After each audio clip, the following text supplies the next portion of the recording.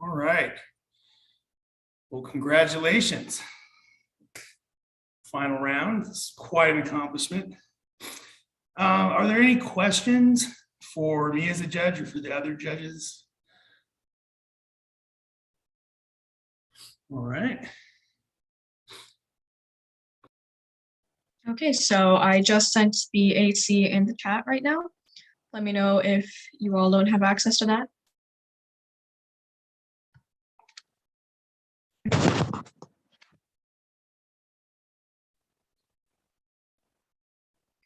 Okay, well, it looks like everybody's on the dock, so please let me know if anyone's not ready.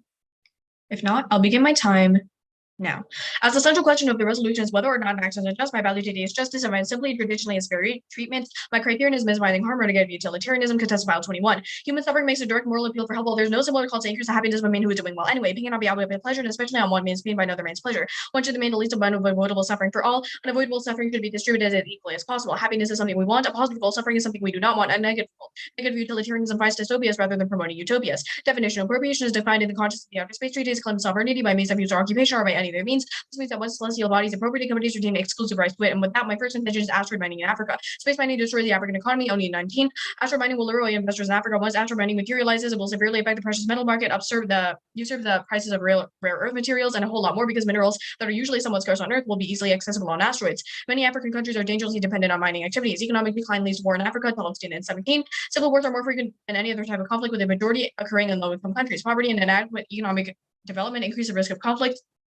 Researchers have explained a correlation between low GDP per capita and conflicts using diverse hypotheses, including lowered opportunity costs for individuals to rebel and responses to a state's free capacity. Poverty is closely connected to people's motives and rationale for taking up arms. These factors are closely linked to reasons for fighting. Poverty has been shown to motivate people to join rebellions. Poverty predicted conscription in the Revolutionary United Front during Sierra Leone's Civil War. Promises of loot lured the poor to enlist in the 1997 to 1998 dispute in Toto. High levels of poverty were linked to increases in local conflict-based violence. Rebellion and conflict in Africa fuels terrorism, vision, and humanity. And B, armed conflict is the primary driver of terrorist activity. 95% of this is from terrorism in countries where violent conflict occurring. 10 countries affected by terrorism, all engaged in armed conflict. Within countries in conflict, a higher intensity of terrorism is generally associated with longer and deadly armed conflicts. There is a significant statistical relationship.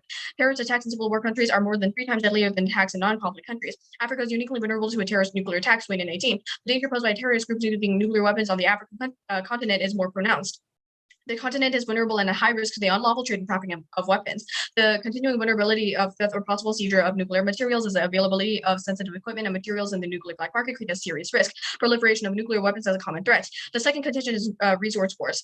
Private companies are gearing up to extract resources from outer space. Gilbert 21 states commercial developments in the space industry may be on the cusp of starting the world's largest research rich in history, mining on the moon, Mars, and asteroids. Space is full of valuable resources that private companies seek for profit, but extras more that resources are what's for more conflicts. Heart 21 contested territory is prime fodder for international disputes. Most wars on Earth have historically been fought over a quest for resources. Finite resources on the moon could lead to conflict. Smith and 20. Scientists fear that the moon might be plundered too quickly because of private companies hoping to extract its valuable resources. The biggest problem is that everyone is targeting the same types of resources. States, private companies, everyone, but there are limited types of resources. We don't have a second moon to move on to.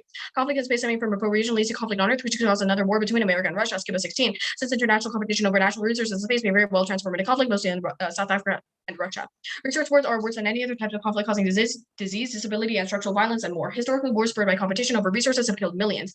Clarital 11. Research wars are violent conflicts that are largely driven by competition for control over vital or valuable natural materials. War is a major cause of disease, disability, and death. Thus, war is a major public health problem. Competition for control over valuable raw materials has been a source of violent conflict since prehistoric times. For example, the ongoing conflict in the Democratic Republic of Congo, with approximately 4 million people dead, has largely been fueled by the competition for control over valuable mines in the eastern part of the country. Contention 3 is satellites. SpaceX is currently launching a massive satellite constellation called Starlink. Mantle 22. Starlink is the name of the satellite network developed by private space company SpaceX.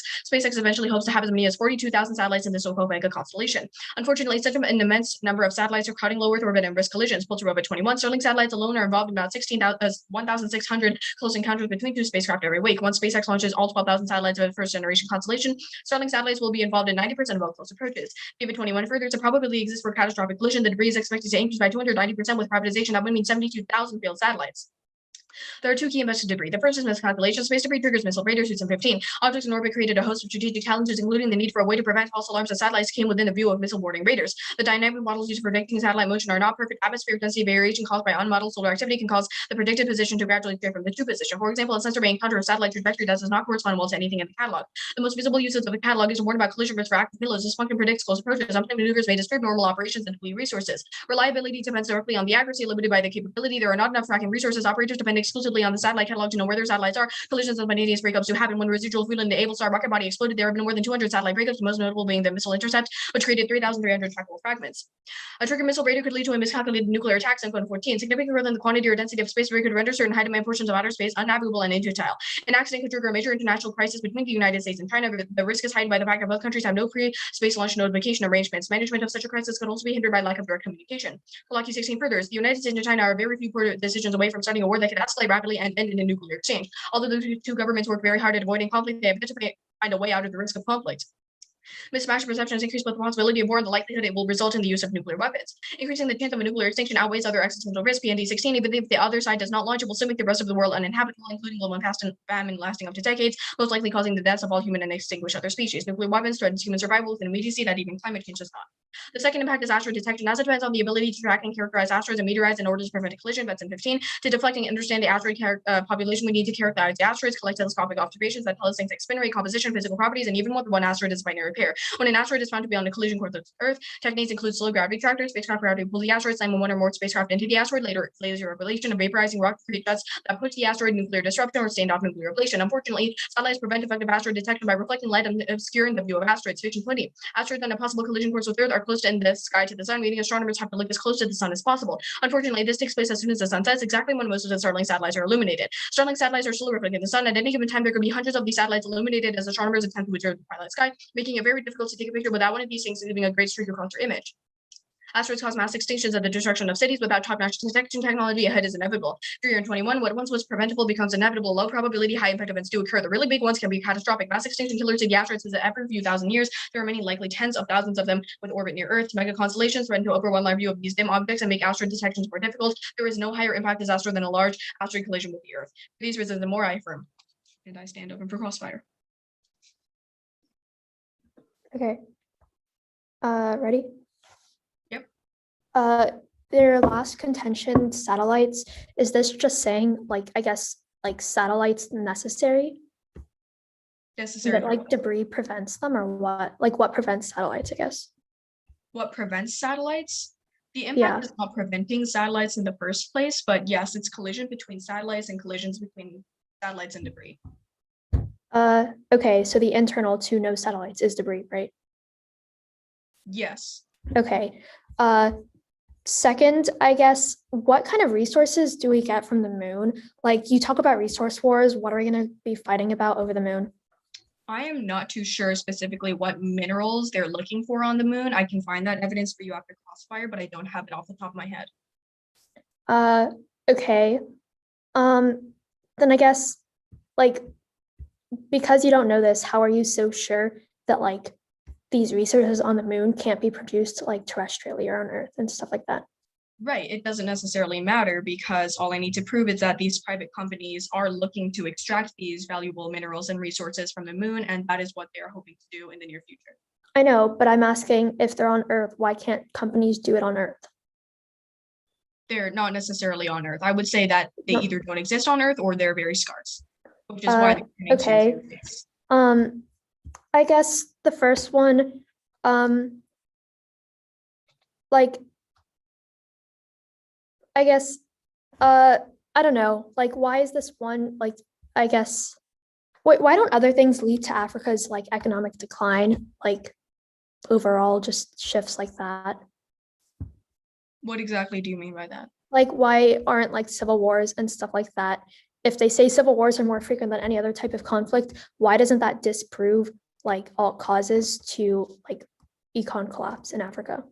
I'm not too sure what you mean by that. If you're asking what the uniqueness is on the reliance on mining, it's because, well, like I said, Africa is so dependent on their mining industry. And I'm just asking the top of the Tolfison 17 card states civil wars are more frequent. Why doesn't civil wars then collapse, like, the economy and stuff like that? Like, why aren't there all card is not specifically talking about an empirical thing that happened in Africa. I'm not saying that it has happened in Africa because, again, they have their mining to rely on, mining on Earth. But I would say that this is based on a study about other countries and, like, internationally linking poverty It's about to other countries. Why should we apply it? Well, because generally it's true. The factors are still the same. I mean, people are going to want to join rebellion. Wait, go back. You just said the study is based off of other countries. Then why does this impact even unique to Africa? How does this impact even apply to Africa then if the study is based on other countries? Because all the study proves is that in instances where there's high levels of poverty and where the economy is suffering in countries, that is more likely to lead to things like rebellions and terrorism. It's just a link. And then there's no reason why that wouldn't be applied to Africa because the reasons for that happening would be the same. Sure, I'll take quick running.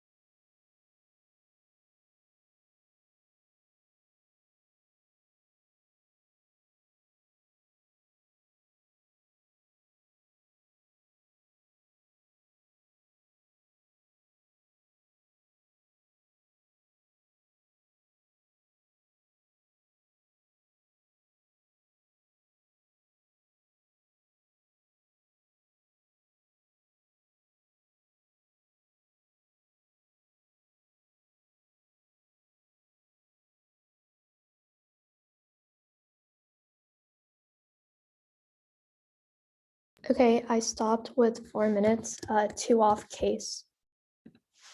I'm just gonna make the email chain. So Caitlin, can I get your email?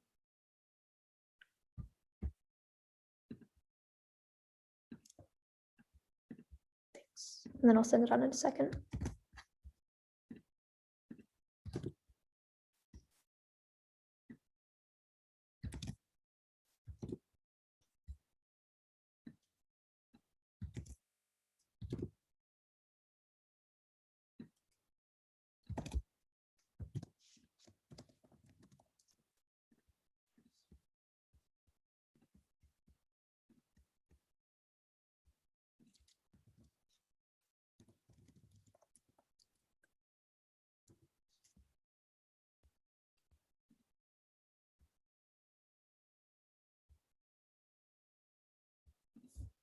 Okay, let me know when you'll get it.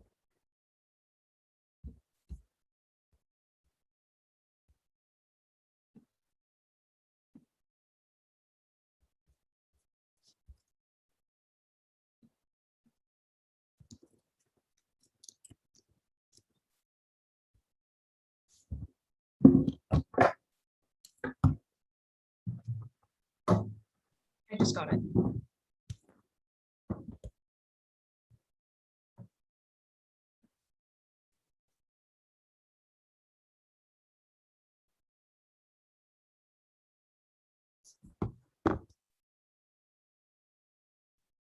I'm good to go.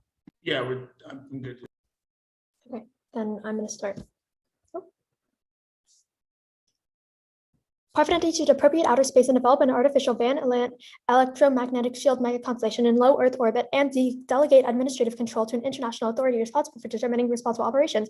All the forms of appropriation of outer space by private entities ought to be prohibited. The counterplane creates an artificial Van Allen electromagnetic shield that solves extinction from warming and coronal mass ejections. Pelton 16. The technology to protect Earth from solar radiation and CMEs. This is not true. This is a tech that we can deploy. L1 could create an artificial Van Allen electromagnetic shield that could protect Earth against a major CME, create a modulation system for solar radiation that could reduce climate change. This mega structure could save the human species. Could be a part, but the cost of ISS, its operations would certainly have to be under international authority that would guarantee responsible operation. The solar shield seems entirely responsible. The structure would not have to be super large to protect Earth. The magnetic field would only require power sources that could be easily generated by solar arrays. Such shields could protect against massive solar storms and modulate solar radiation to protect against severe climate change. Planetary defense for solar radiation and ionic eruption should save the human race. Increasing system vulnerability and weakening Van Allen belts means solar storms will crush civilization, spark resource shortages, economic collapse, grid failures, and pandemics. Pelton 16.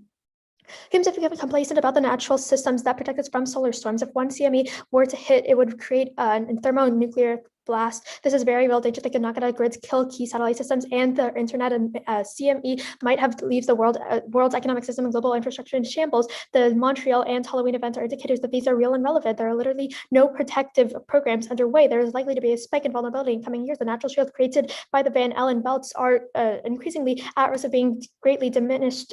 Satellites confirmed that Earth's magnetic poles are in the process of shifting. During this shift, shielding will go haywire. This means an enormous risk to grids with transformers burn to a crisp. Vulnerability in all over the globe is growing. Loss of vital infrastructure around the world would mean failure of systems and put at risk disease, starvation, water shortages. And compete. Constellations are appropriations. Johnson 20. A constellation appropriation. These are constellation constitute appropriation constellations above because they seem to go so overwhelmingly possess particular orbits through the use of multiple satellites to occupy orbital planes in a matter of that precludes other actors from using those exact planes constituted appropriation of those orbits. Next, strong commercial space catalyzes tech innovation, park of the margin, spin-off tech changes global information networks. Hampton 17. Innovation doesn't make the technology coming out of nowhere and take off when paired with the application. A growing space economy would open a super opportunity for tech innovation in the environment and outer space. Helps incentivize programs like Fair Developers, great vendors, testers, computer validation, tech development from outer space have been applied to terrestrial life. As more companies pursue space goals, more innovators will come from the commercial sector. Satellite constellation, unique vendors for provide new perspective. Roads and industries operate space infrastructure for innovators on the ground.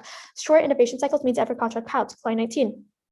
Commercial space that focus on providing information and innovation quickly using economies of scale. The commercial sector understands the time shapes, especially because of the short innovation cycle. The highly competitive sector with tight margins, those enabled to innovate quickly will be out of business soon. Tech innovation solves every existential threat. Cumulative extinction events outweigh the ask. Matthews 18. Future people have 100,000 more moral weight. Preventing extinction, while part of what caring about the far future entails to have a complete broad approach where instead of trying to predict what's going to kill us all, you try to keep civilization running as fast as it can as a whole.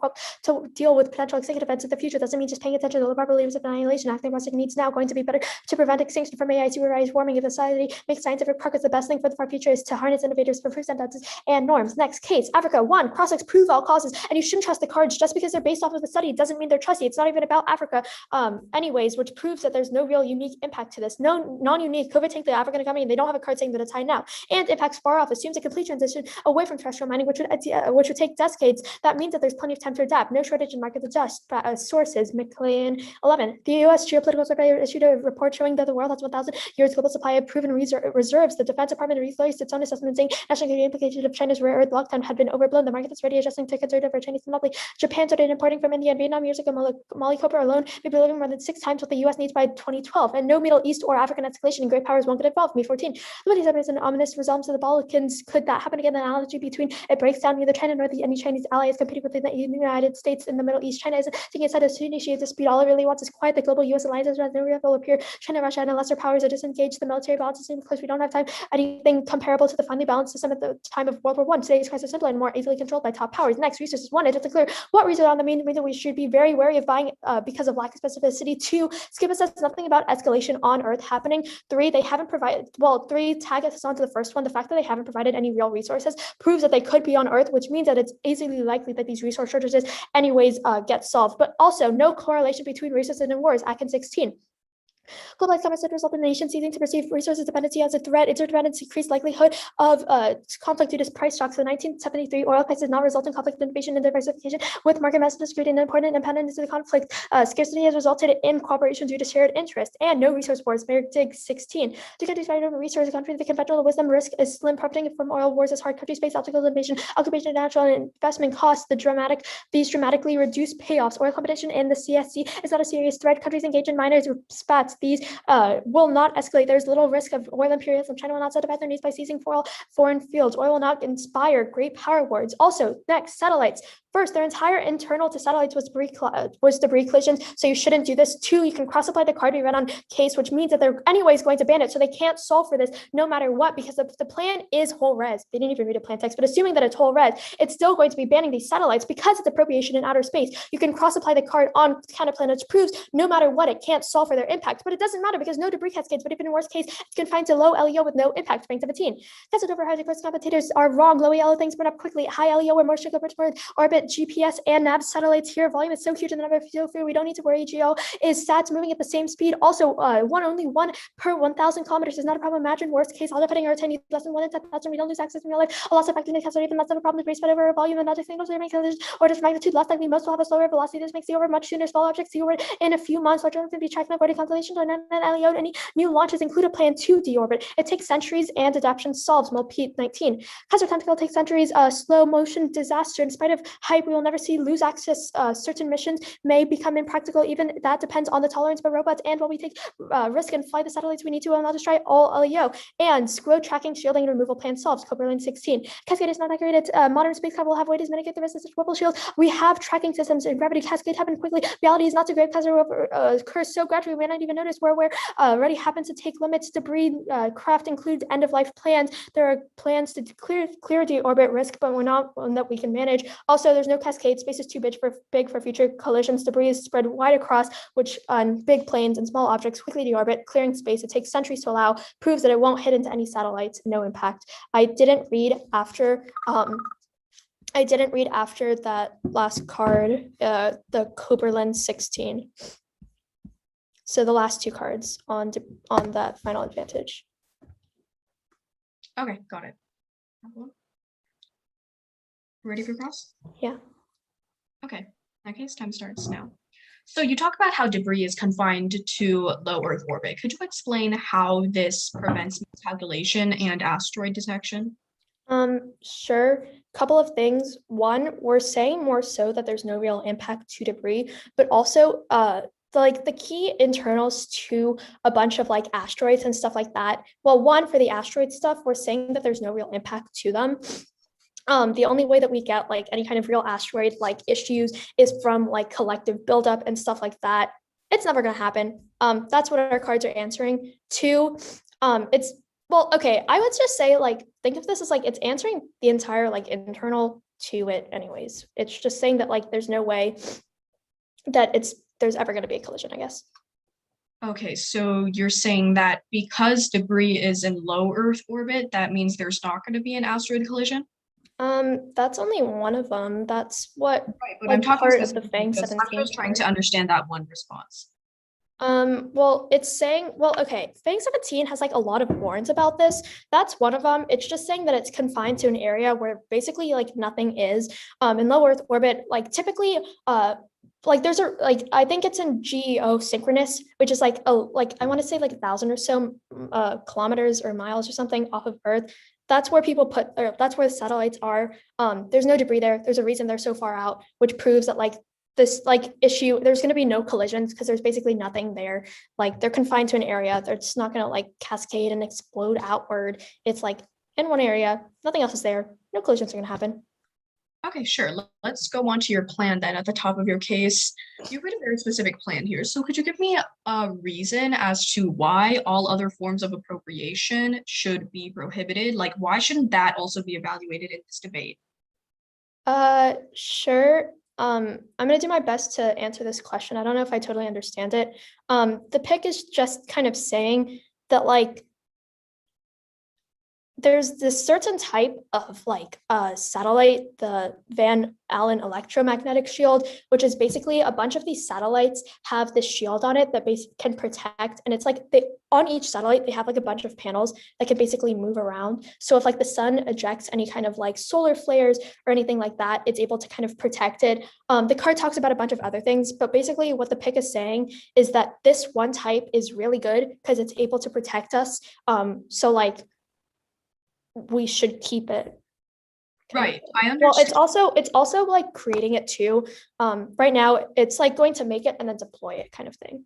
Okay, cool. I'm asking more specifically about the exclusion of all other types of appropriation, because considering the resolution states appropriation is unjust, I'm asking why we're excluding all forms other than this one. I mean, this is like a pick. It's like our own advocacy. I think that like we should be allowed to defend it kind of thing. I don't know if I'm understanding it correctly. That's okay. That's crossfire anyway. I'll take 2 minutes of prep time starting now.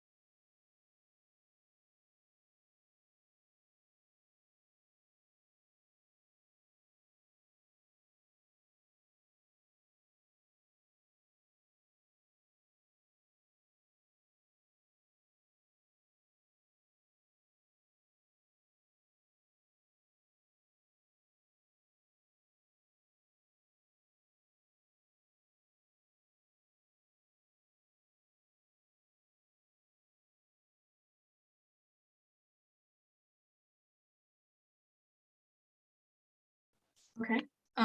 It's gonna be like it's gonna be a one-off and then AFNEG. Okay, let me know if anyone's not ready. Right, cool. Starting 4 minutes now. Wait, Interpretation. stop. We have like none of the other judges have their cameras on. Like, I don't know if they're here. Yeah, I was about to turn my camera on and start, but yeah. Okay, sorry about that. I should have confirmed. Good. I need to actually get my paper together too. I'll give you a thumbs up when I'm good. Oh, sorry, my thing was muted. What did you say? I was just checking to make sure everyone's ready, but we're waiting Alright. on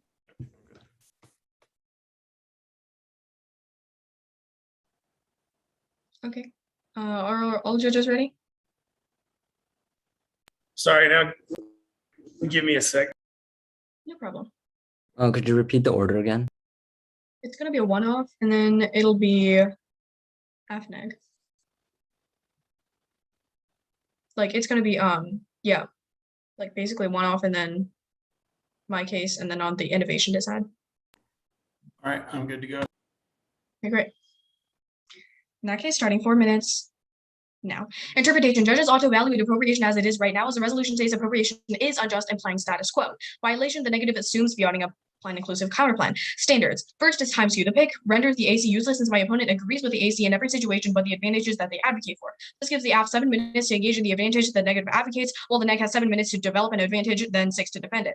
Second is education. It allows super generic agent counterplans to be run year after year. It would be far more educationally beneficial if the negative had to clash with the substance of specific affirmative cases. Third, plan inclusive counterplans trivialize debate. If the negative can capture part of the affirmative plan, they can capture 99.9% of the plan. The result is that the debate will focus on narrow procedural questions rather than the substantively distinct policies. Fourth, plan inclusiveness discourages policy complexity and argument diversity. If the negative only has to clash with one structural element of a plan, then the affirmative is discouraged from writing complex plans. Also, it has no incentive to develop different advantage areas of the part of the plan that generates these advantages can easily be captured. 5 is reciprocal preparation. Picks off the key reciprocity in that they are unpredictable for A, the part of the affirmative advocacy that will be selected is never clear and changes from round to round, and B, what they can advocate to gain solvency for certain harms is drawn from a literally endless bucket of possibilities. This reserves a reciprocal prep possible as there are limitless possibilities for what the neg can run, and predictability is important for fairness because it forms the basis for what we research before tournament, giving one side an advantage if the round is unpredictable. It also hurts in round fairness. Predictability is also key to clash. If we had no clue what to prepare for, my ability to engage is substantively hurt. Voting issues reject advocacy for a counterplan for fairness and education. Would that go into my case? Private companies are launching tens of thousands of satellites into low Earth orbit without an effective method of regulating the pressing issue of collisions and debris. Debris can potentially trigger a country's missile radar, leading them to believe that they are under attack and launching a preemptive strike or nuclear strike. Escalation leads to conflict, which can cause devastating impacts to humanity, such as food shortages and even extinction. The second impact of satellites is asteroid detection. Satellites reflect the sun on the Earth, blocking astronomers' view of incoming asteroids. This means that they will be unable to conduct a procedure and prevent an asteroid collision with Earth, which causes extinction. They try to make two arguments against this. First, they claim that debris is confined to low Earth orbit with no impacts, but this doesn't make any sense. Just because it's in low Earth orbit doesn't mean that I don't still link it to my impacts of miscalculation and asteroid detection, which could be actually made more likely if it is in low Earth orbit. If they put tens of thousands of satellites in low Earth orbit, even if there's not a lot of stuff in low Earth orbit right now, that still means that they could very much collide with each other. But again, even if they don't collide with each other, the satellites themselves independently trigger my impacts. The satellites could trigger a missile radar, or it could reflect light and prevent asteroid detection. I still completely link it to my impacts. Then they claim that tracking solves. First of all, if tracking were effective right now, then there wouldn't be thousands of pieces of debris right now, and there wouldn't be all of these close approaches. Second, varying factors of debris makes it impossible to maneuver around and actually track. Kim 21 explains that the most damaging object in space are large rocket bolsters that are too big to be collected and may not entirely burn up in the atmosphere while hurling towards Earth. Furthermore, even if they can be tracked, there's simply no way to prevent an actual collision between two asteroids. Both of my impacts, again, are independent of collision, so even if you don't buy any of the responses that I made against these refutations, the satellites themselves can be detected by missile radars or reflect light and prevent asteroid detection, so I still cleanly link into my impacts. These two impacts lead to a nuclear war, the first leads to a nuclear war, and the second leads to an asteroid collision with Earth, both possibly causing extinction of humanity, which is the biggest impact in this debate round, and it is the cleanest way for you to vote affirmative. On the innovation DA, first, AppSolves better. Extend the definition of appropriation, which is exclusive property rights. Companies can still mine and explore in outer space, allowing for innovation completely independent of innovation. In space, if we allow appropriation, we can see closing off of resources for multiple private entities. This can stifle innovation as only one entity has access, but in an app where we can continuously flourish with innovation as resources are available to all entities and increasing equality. Second, the Kessler syndrome serves as a prerequisite to their argument because collisions may block low Earth orbit, preventing space exploration and confining us to Earth. Motion 19. As companies and government agencies launch more spacecraft, concerns are growing about the likelihood of a Kessler syndrome and cascading series of orbital collisions that may curtail access to human space for hundreds of years. Essentially, if there are all these satellites and all these debris in low Earth orbit, then that is going to block things from actually leaving Earth's atmosphere, and then that's going to block exploration and innovation. If you believe any impacts of innovation are good, then you should vote for us because we actually bolster innovation by preventing this Kessler syndrome, and it is the biggest point in this debate round. I will send the stuff I read in the email. Okay, I'll just take prep then.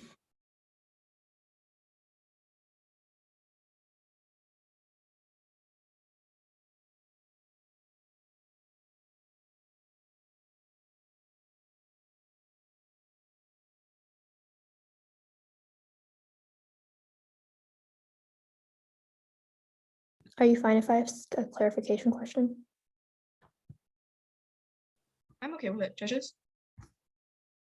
Okay, Sorry, what was the quickly, question? I just Oh, want to make, can I Flex ask, prep? Yeah, go for it.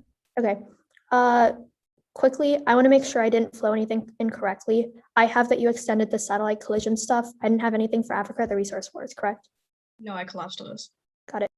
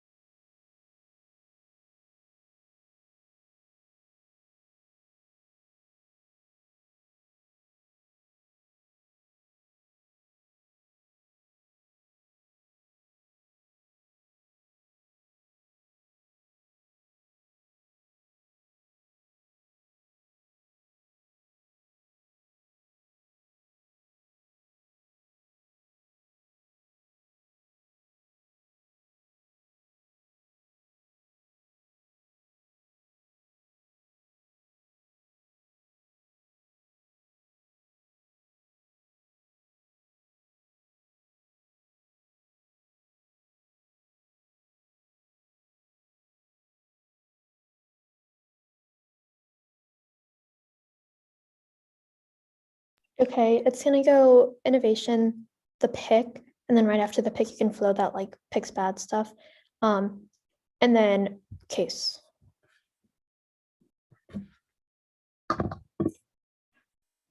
Oh, shoot, I didn't send it out, sorry. There's gonna be cards on like the picks bad stuff.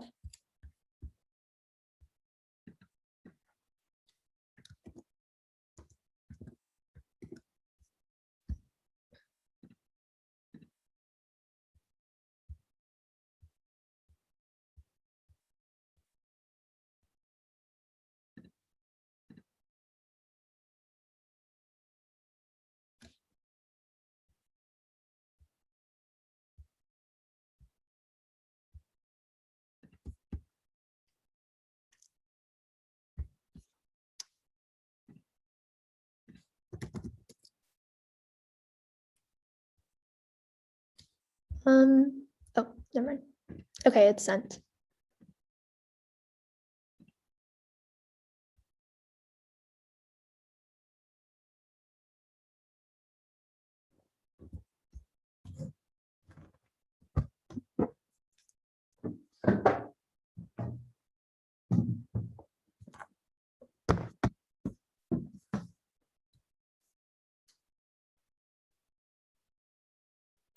I'm good to go. Yeah, I'm good to go, sir.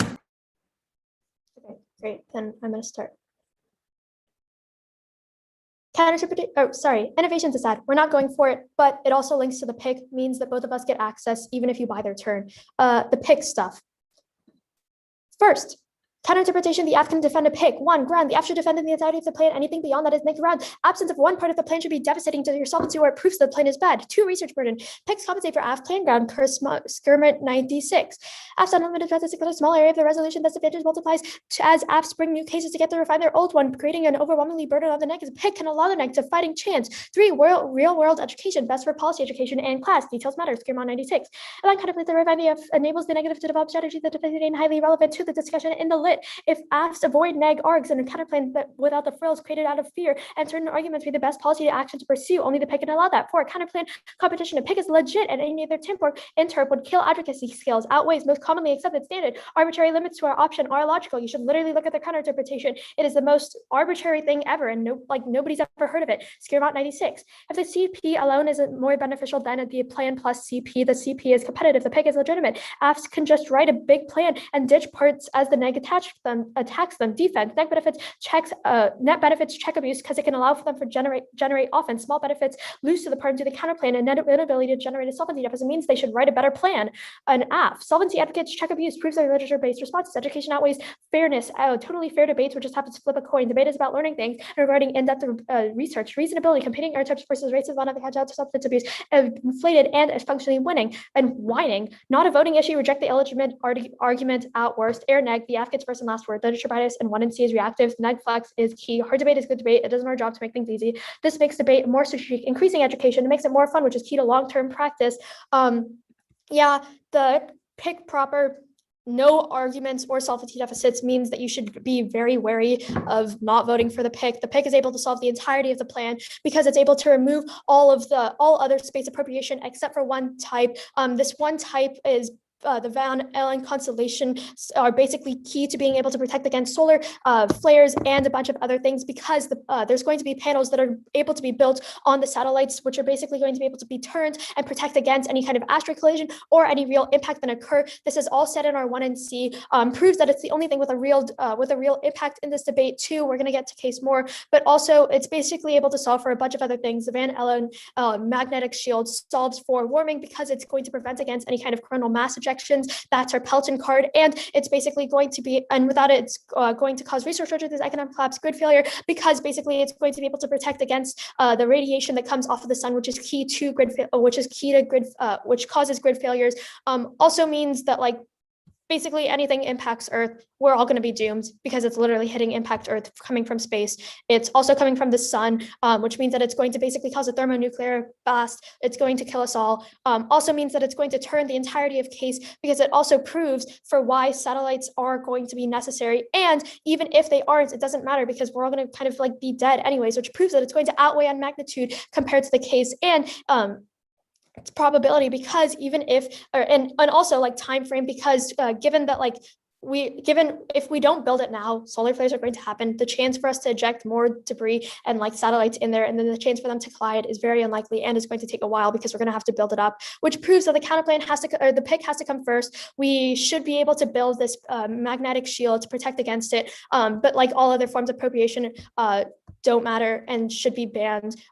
We're able to solve the entirety of the case because it prevents any kind of real collisions from these satellites. Also, you should be wary for any real solvency deficit, given that it wasn't coming out of the 1AR, proves that even if there is some slight chance of satellites causing collisions, it doesn't matter because these ones are 1, able to move, and 2, their shields are able to protect against other kind of debris and collisions, which proves that there's no real impact from it. Yeah, PIG is able to solve the entire thing. But even if you don't believe it, the case is basically going to become zeroed out too. the satellite collisions thing, the biggest thing that they dropped was that they are literally removing the satellites that they talk about being good. They dropped this. We said that you should extend the card in from the counter plan, the Johnson 20 card that literally calls satellites appropriation, which means that even if they're whole res, they're going to be banning satellites anyways, which proves that they can't solve their entirety of the case because it's reliance on satellites actually being there. However, they are literally going to be removing satellites from space. They can't solve. This should take out case completely. They dropped it. Like this. Without satellites, they can't solve their impact. Even if you don't, we're going to go for the other things that FANG 17 talks about how the SQO solves and there's no impact to debris. Just because even if we're not going for tracking, the FANG card still gives a bunch of other key warrants. Because it talks about how big space is, which proves that satellites aren't going to really hit each other, and the rate of collisions is really unlikely because everything's spaced out and like a 1 per like 10,000 kilometer mile or like area proves that nothing's actually going to hit each other because it's super far away. Also, increasing it doesn't matter because we're at the time taken, we're going to have SQOs being able to solve it. They just said that like because we're going to be able to have new tech that's able to solve it. Obviously, SQO solving it doesn't prove anything, but as we put more space and as we put more satellites into it, obviously the SQO is going to get better and the technology is going to get better because we realize that we might have to solve this, which proves that it is able to solve. So there's no real extinction event anyways. Like the case has basically been zeroed. The pick is the only thing with a real impact. Like picks are good. We've already answered that. They have no other offense. And like the pick is literally able to turn it all because it's also like they can deflect against satellites anyways because they have those panels, which proves that it's able to solve for it as well. Great. I'll take my remaining 2 minutes of prep, starting now.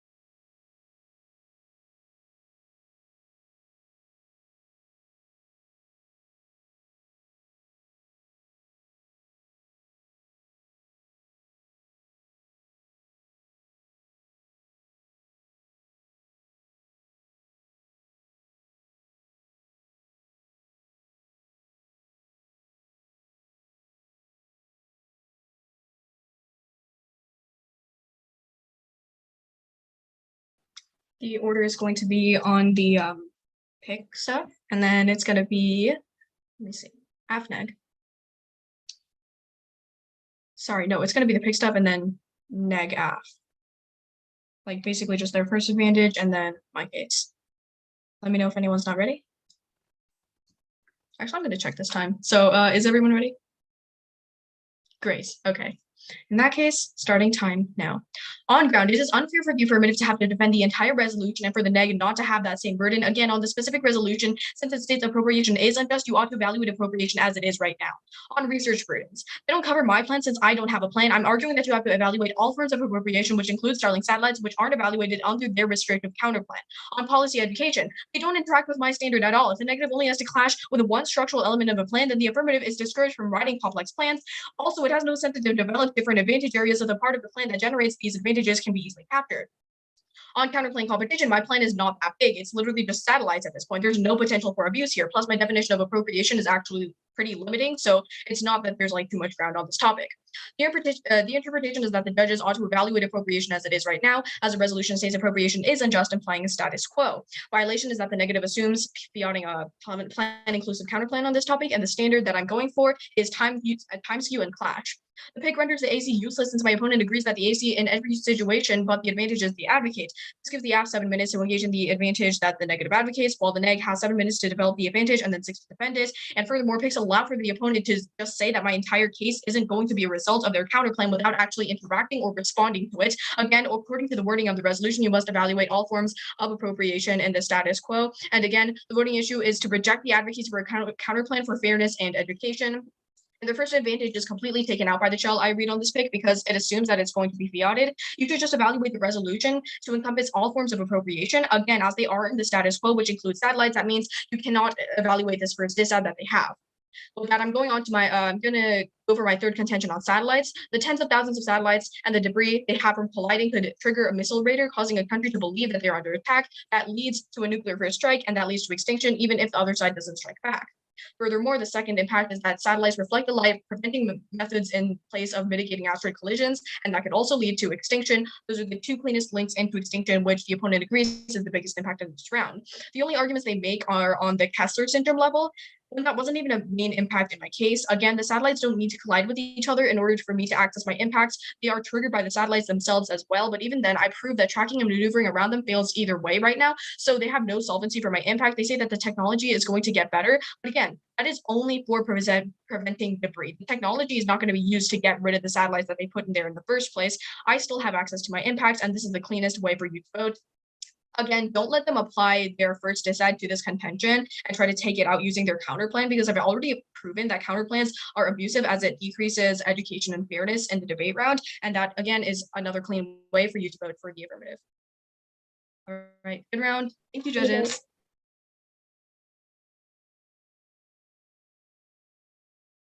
All right, so we'll deliberate, we'll vote, we'll announce, we'll disclose.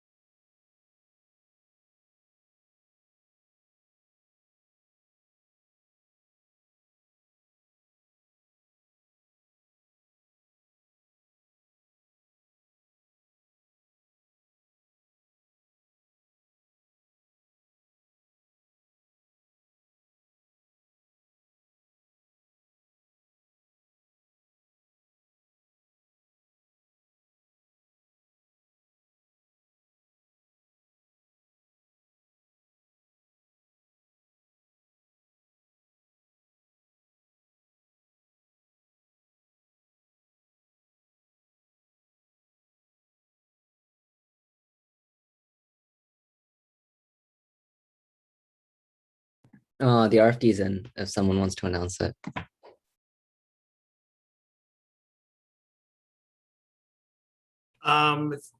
You've got the info. Yeah, all right. Congratulations on making finals of the MSTOC. This round was great. It's a 3-0 decision for the neg from Harker. And yeah.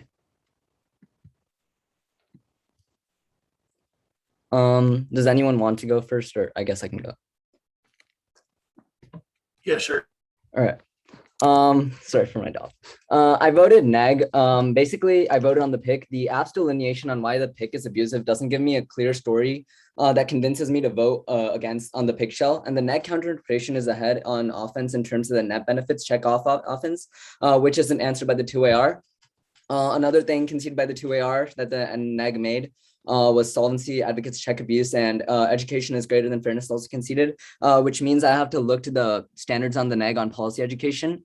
When I look in the flow for the AF answers on policy education, I just see this thing about how because it's like abusive, it's not actually letting you educate. But the neg like properly delineates a hard debate is good debate, and neg flex is conceded, which means I can reject like the arguments made against this. So essentially, like the overall idea is that I have to vote on this policy education standard on the neg on picks because it's like the direct link to education this round that's probably delineated by the neg, and the app answers to it are taken out by the terminal defense by the neg when answering the 1AR.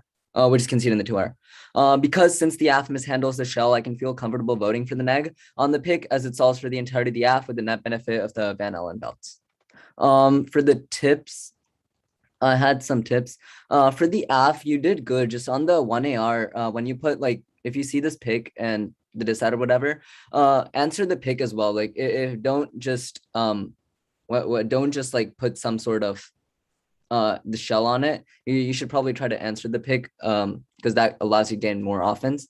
And then for the neg, just when you're like in the 2NR, when you're like saying the after the pick part and you're going on to the case part, I felt it was a bit repetitive, so you could have probably ended it earlier. But other than that, it's a good round. Congratulations, and I'll see you on the circuit next year. Do you mind going next? Yeah, I can go. I mean, I really don't have that much to say that's different from that decision, other than that it was my first ever LD round to judge, and it was a pleasure. It was great to watch. And you all should be very happy with the way you debated. I guess like one other thing that I'll add is just like I think I probably delineated a little bit. I think my decision was more focused on like the policy education component than I think some of the defensive arguments.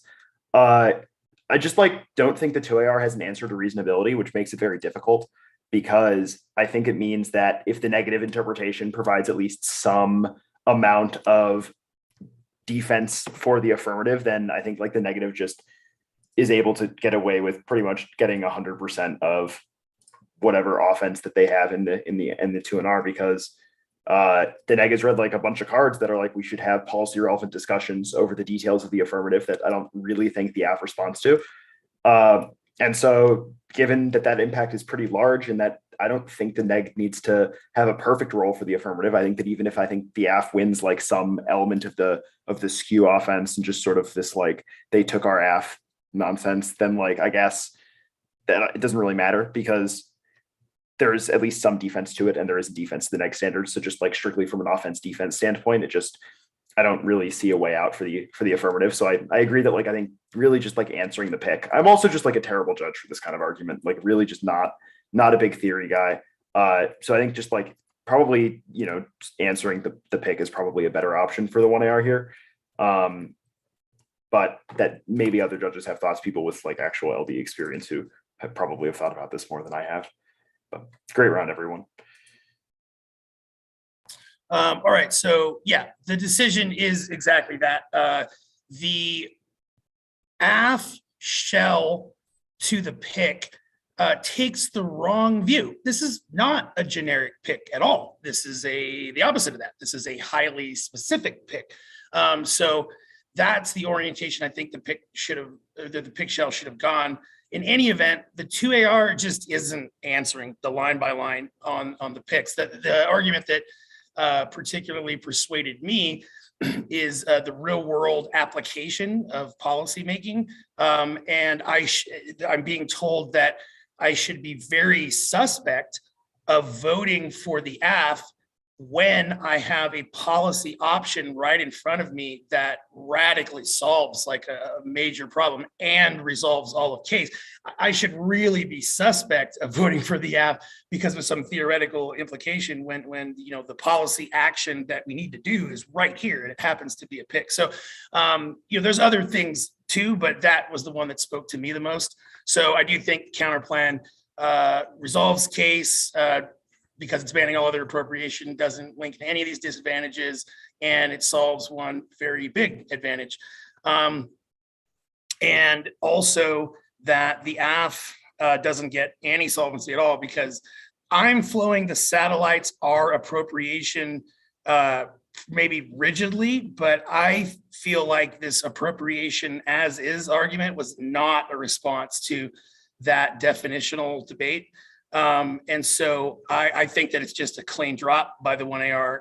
And so I think that the extension does mean that AF does not get to use satellites in an AF world, which takes all of their solvency away. So that's what I felt about that. The question that I want to talk about, I'm trying to be super brief, what to do in the face of this pick, right? This is a highly abusive pick. Right? It's multi-pronged, multi-fiats, very one part of everything else, and assumes the actions are going to take place, right? So what's the first thing you always answer to a counter plan? A perm. Got to perm this. The perm is a great question to ask here. Wouldn't it just be easier for governments to just own the space and then we can use private corporations to build the shield? Especially given that the NAG wants us to immediately turn over the regulation of the thing that got built to an international industry, right? So like it just would be way easier just to affirm, just to permanent affirm. And then we can, you know, do the counter plan in the world of the AF. It's just way simpler. So you got to make that perm answer. The other thing that really stands out to me for why I think that this is an abusive pick is the way that it goes about like ramrodding what it means to have an advocacy. Like, look what the NAG is doing. On the one hand, they're defining appropriation in a manner that radically forces upon the AF to have a whole new advocacy in the 1AR. Like the AF doesn't get to argue what they were arguing for before. Now they have to argue for a world without satellites. And then on the other hand, the NAG is saying, well, what we're going to do is we're going to fiat that multi-actors of private corporations are going to go build the shield, going to fiat that they actually do it. Then we're going to fiat that they turn it over to an international regulatory body that where fiating occurs. And so it's like lots of links in the chain here. You got to point out that. So like framework was the answer, like a 1AR that answers the satellites are appropriation argument, and then 4 minutes of framework. This is a bad model of debate. Like letting us do picks in this way is bad. Don't even go on case. That's what I would do in a round like this. Like you got to push back on a theory level. So anyways, that's what I thought. But you know, in terms of technical debating, right? Absolutely fantastic, Nate. You did every last thing that you needed to do, and you did it well. So congratulations. I want to kind of want to add to that actually. So I actually kind of disagree that I mean, the plan bans the counter plan. So I don't think you can permit like the plan is just like private entities can't do space. The pick is just a DA. Like they've just fiated in a DA. It's not really a pick. What it really does is it just fiats in a DA and then it's like also like everything else, the plan is like the same. What the argument that I think you're trying to make is just topical counterplan's bad. I think that's probably the better theory argument is just like, you know, counterplans cannot do the resolution or at least part of the resolution. And maybe that's a better argument, but I really think you just need to like, because if it's like all other forms of appropriation are banned, like it seems to me that that's just the plan because they have then created a new form of appropriation that the plan would have to ban. So that's kind of like, that's why it competes. That's why they just fiat it in a DA. I would also just say that like it probably doesn't solve the case if it appropriates part of outer space. Like maybe you just need to cut some cards that are just like, obviously like not now, or maybe for NSDA, if you're going to NSDA and this is the res, I don't know how LD works, but appropriate outer space or whatever, like that seems to not solve the case if we're still doing a bunch of business with international authorities and magnetic shields in low Earth orbit with satellites. Like that seems to do the exact thing that their evidence is identified as bad. So it seems like this really is just like an example of maybe something good that we could do. But if you win like your broad structural claims about the increased probability of debris as a result of the incentive to develop technology on satellites by private companies, then it seems like that still runs into all of the same problems that current satellites run into. So it seems really like solvency deficit might actually be better here. And maybe that's just like my policy brain speaking. Like, again, very much not a theory guy. Like, I think the neg should pretty much be able to do whatever they want, because I think like, you know, I'm not a fan of just sort of arbitrarily being like, hey, like maybe you can't say this because it like solves the F too much. Like, I think that's a bit ridiculous. So I think there's a very good solvency deficit to this counterplan that I think could be made. And I think like just like exploring it a little bit could be possible. Okay, yeah, I see what you mean. I just had a question. I guess any judge could answer it. I just wanted to know if, well, since I didn't like state a specific plan in my case, if I should have done that. And like, since I read that appropriation definition, which like talked about what specific activity should be allowed or not, should I like, instead of reading that in my rebuttal, should I like have it as a stated plan? Let me just say something brief on that one. So I think that, you know, when I say like heavy frameworks, like that strategy that would jump into my mind, right?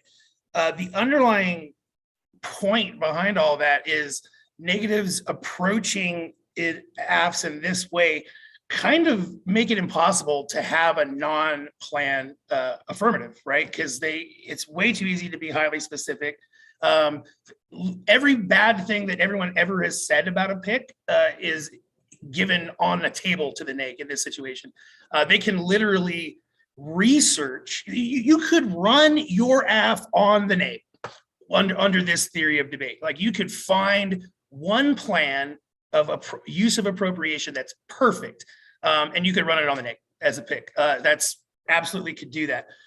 So it would make it, and then also combined with the neg trying to regulate your advocacy, what you can and can't be, it really makes it impossible for you to have just a general defense of the resolution in the face of technical arguments like this, or at least I think it's arguable that you could say that. You could include, a lot of people are doing underviews these days at the bottom of the 1AC, having a lot of theory stuff out there. You could put something out about like AF preference, like there should be some burden maybe on the neg to clash with a reasonable AF that doesn't have a plan, that just sort of a general defense of the resolution.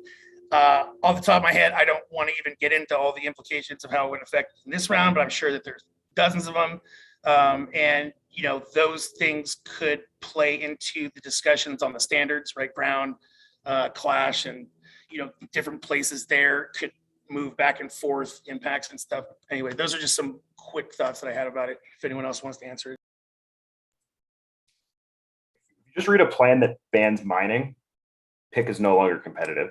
So I think that probably solves all the problems you have in this round. That seems like it probably would have been helpful. Yeah. Because I don't really know what the counterplan's competing off of. Because like I had to like look up the resolution because I honestly wasn't entirely sure if I had the wording right in my head. So it's like kind of difficult to adjudicate debates like this when there isn't a point of reference. So I think like just in general, probably a good idea. Okay, yeah, that makes sense. Thank you so much to all the judges, and good round, opponent. Congratulations. Thanks. Thank you. All right.